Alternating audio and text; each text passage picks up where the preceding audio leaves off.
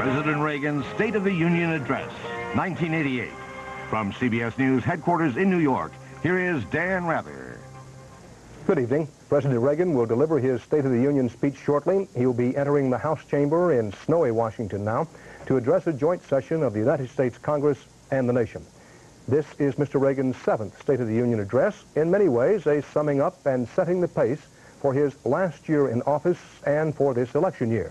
The President is expected to take some shots at Congress on the budget, press for Senate ratification of his arms deal with Gorbachev, and pitch for more help to Nicaraguan rebels. Other than that, Mr. Reagan is not expected to dwell much on specifics, but rather speak in general terms, talk about better education, world peace, all part of what Mr. Reagan himself is billing as, and I quote now, a big finish to his presidency.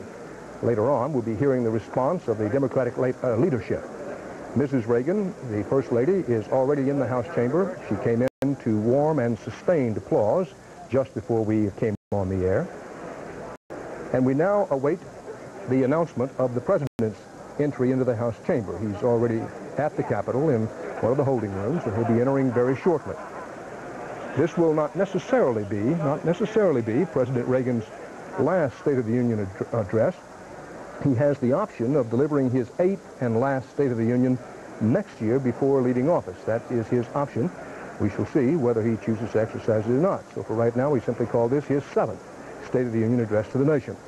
The Speaker of the House, Jim Wright of Texas, just to the right of your screen in the upper middle there, with Vice President George Bush standing to Speaker Wright's right.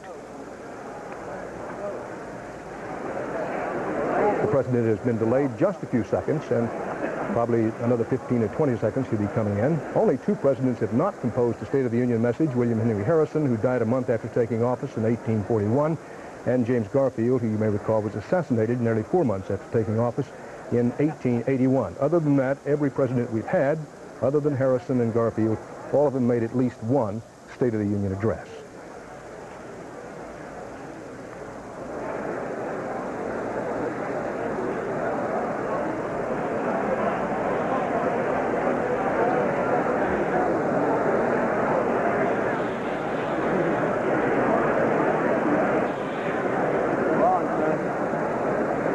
To give you an opportunity to soak up the atmosphere in the room.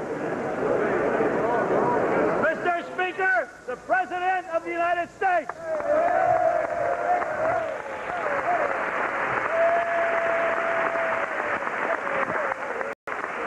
And now the President makes his entrance. With the Senate Majority Leader, Robert Bobby Byrd, just to his left. Tom Foley, of the House leadership, just behind him.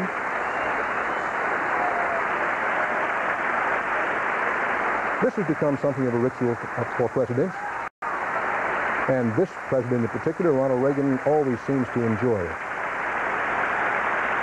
Taking his time to walk the line and shake hands with first one and then another.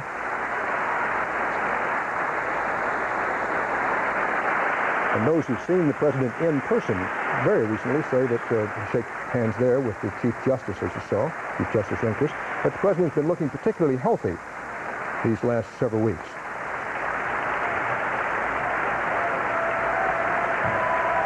Now he'll give a copy of his State of the Union address to Jim Wright and to Vice President Bush. Thank you. It's not as heavy as what you got down there.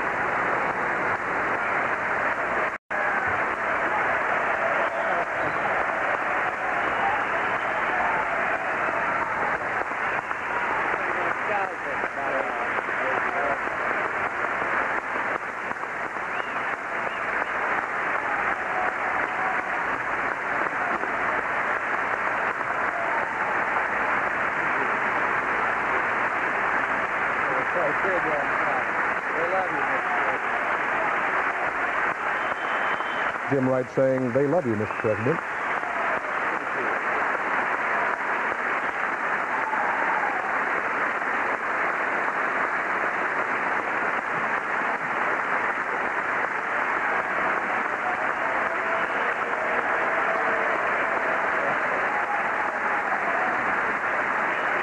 Thank you very much.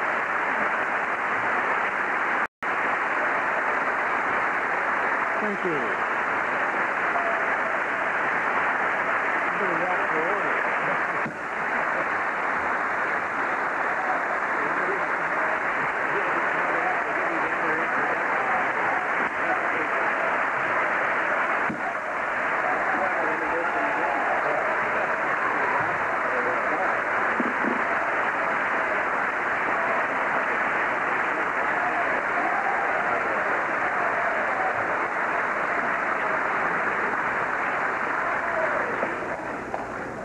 Members of Congress, I have the high privilege and the distinct honor of presenting to you the President of the United States.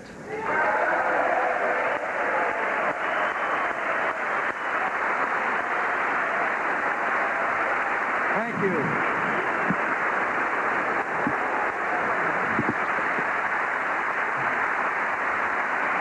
Thank you very much.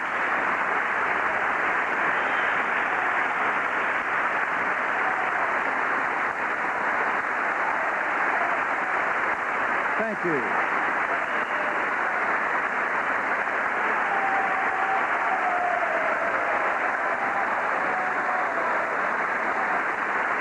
Thank you.